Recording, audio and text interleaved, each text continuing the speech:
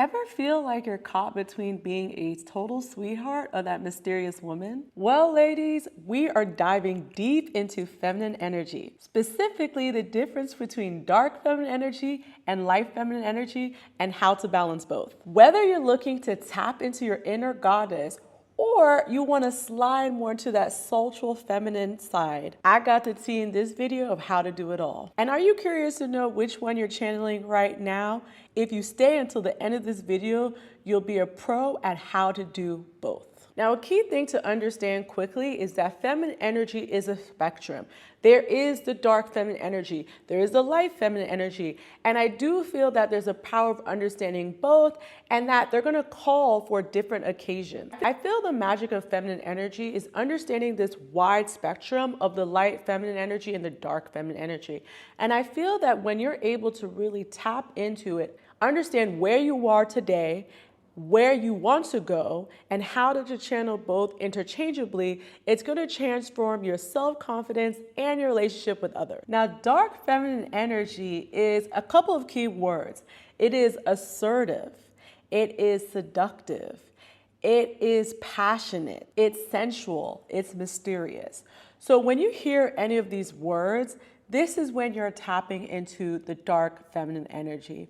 And one of the books that I always recommend to really start to understand this concept is The Art of Seduction, specifically in chapter 1 when it talks about the siren. I liken the siren to really tap into that dark feminine energy.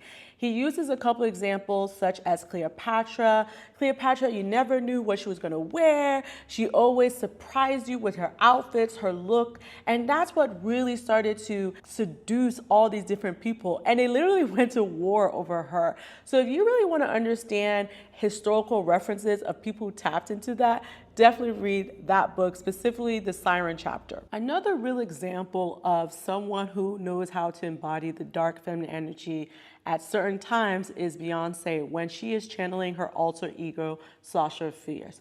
She's more mysterious, she's assertive, she's very clear and confident in herself, and almost channeling this very sensual energy, and it's very different than her day-to-day Beyonce energy. Now, a common misconception about dark feminine energy is that it's manipulative. A common misconception about dark feminine energy is it being evil or manipulative. And I know there's a lot of girls on the TikTok waves that talk about how to manipulate men, how to make them obsessed with you. That is not dark feminine energy, and to be honest, it's a game that you're gonna end up losing. Instead, dark feminine energy is about dark feminine energy is about tapping into specific powers, such as boundary settings, not being afraid to say no, and also knowing that saying no empowers you and it just makes it much easier. It's also about embracing your desires, not being afraid to go after them, not being afraid to say them out loud, and not being afraid to manifest the things that you want, and putting out there in the world, this is something that I want and I expect it to come to me. Another thing is channeling inner strength. And I feel like the key way to do this is inner work.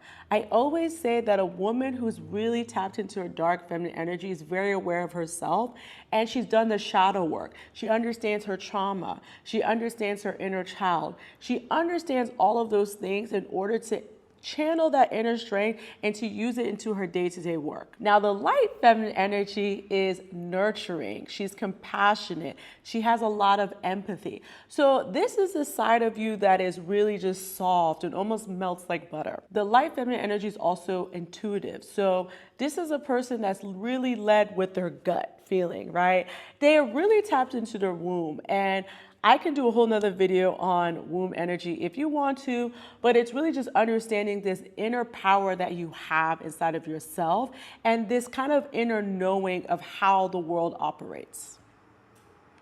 A few examples of light feminine energy is someone who's an active listener. I always tell women, specifically when you go on your first date, don't be cha cha cha cha cha. Instead, lean back and listen and just absorb the information. Use that information and intel to ask yourself if you're going on the next date. Another version of this is expressing gratitude. I always tell women that as a content creator, I believe the reason why I'm able to continuously work with brands is because I show the gratitude. I understand you could have picked thousands of people, but you picked me. So use that gratitude whenever someone opens the door for you, whenever someone expresses some act of kindness.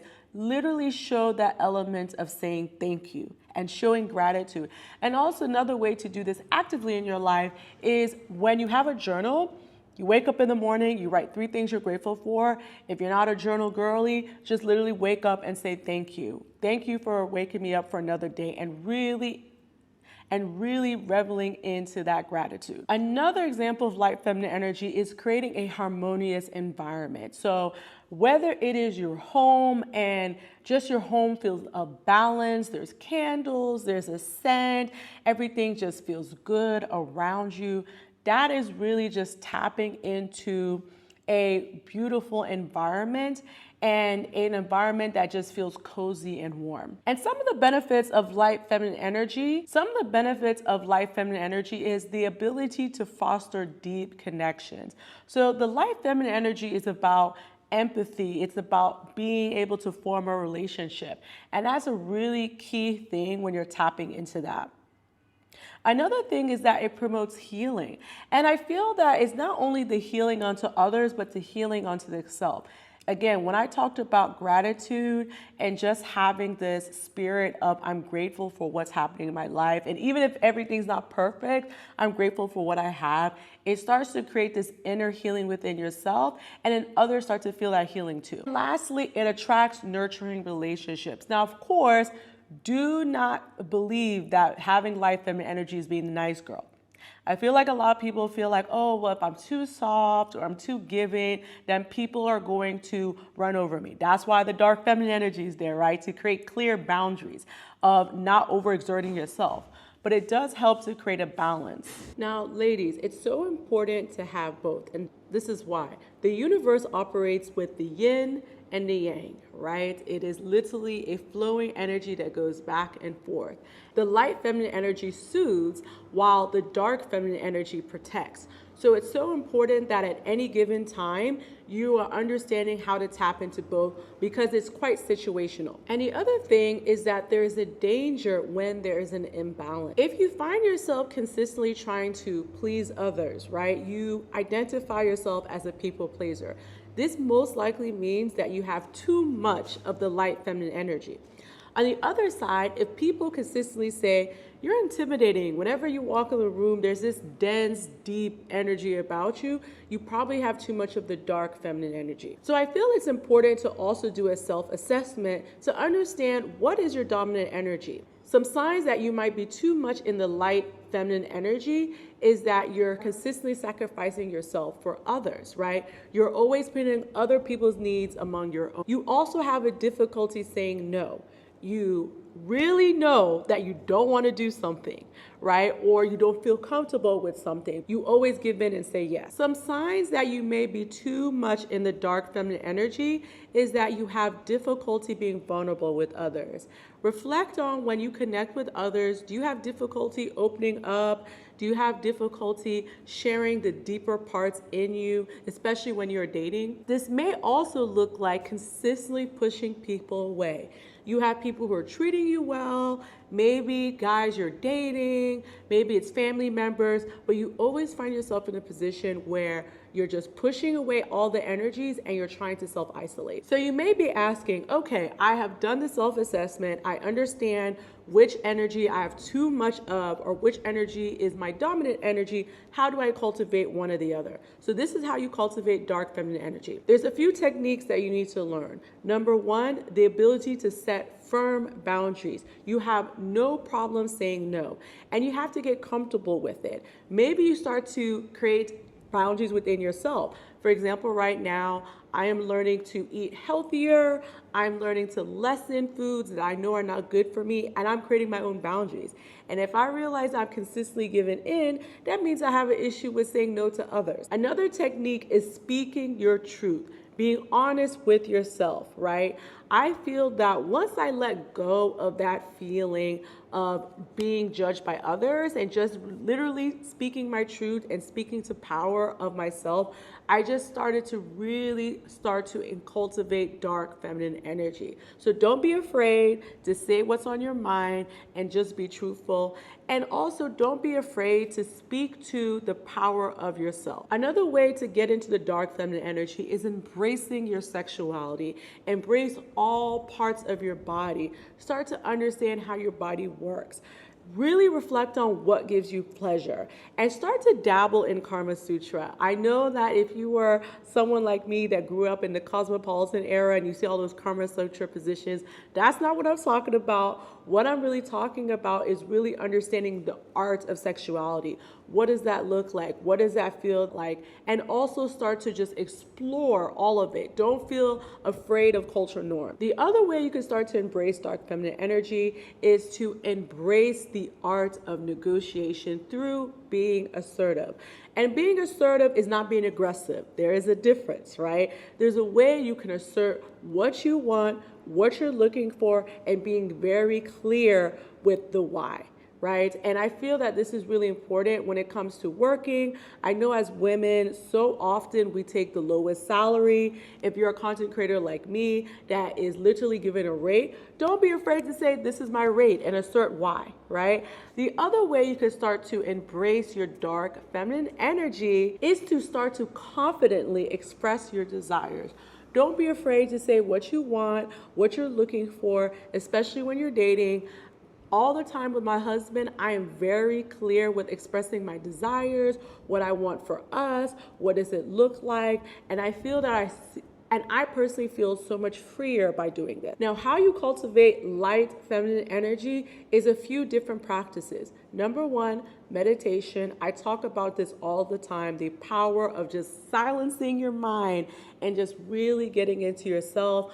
You're already on YouTube. There's so many different meditations you can listen to, whether you are just starting and you just need a 5 minute all the way to 1 hour. There's so many ways you can start to connect with your inner self. Another way to cultivate light feminine energy is through gratitude and journaling. And the reason why I'm putting these things together is that I feel that you can start a simple journal practice of writing down 3 things you're grateful for. I feel it's an amazing way to start tapping into that light feminine energy and also to tap into that abundance mindset. And one of the ways you can start to incorporate light feminine energy in your daily routine is through affirmations. I always talk about the power of affirmations, how it literally changed my life. And it also just changed the way I view myself. I'm literally listening to words that are affirming me, affirming my beauty, affirming my uniqueness, and affirming my place in the world. Again, you can see affirmations all across YouTube. I also use affirmations and talk about them on my podcast. I literally have a feminine flow affirmations, just a quick way to start to step into your feminine energy every day. And you can also combine this with mirror work. And so sometimes what I do is when I get up and I'm listening to the affirmations, I'm looking myself in the mirror and I'm affirming who I am. And it's a great way to start tapping into that light feminine energy. The other way you can start to tap into this is through random acts of kindness. And again, I think it does a couple of things. Number one, it starts to soften you.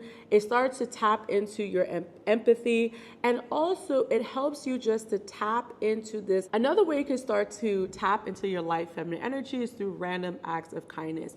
And it does a couple of things. Number one, I feel that when you start to do these type of actions, you start to tap into your own softness, right? The things that make you unique.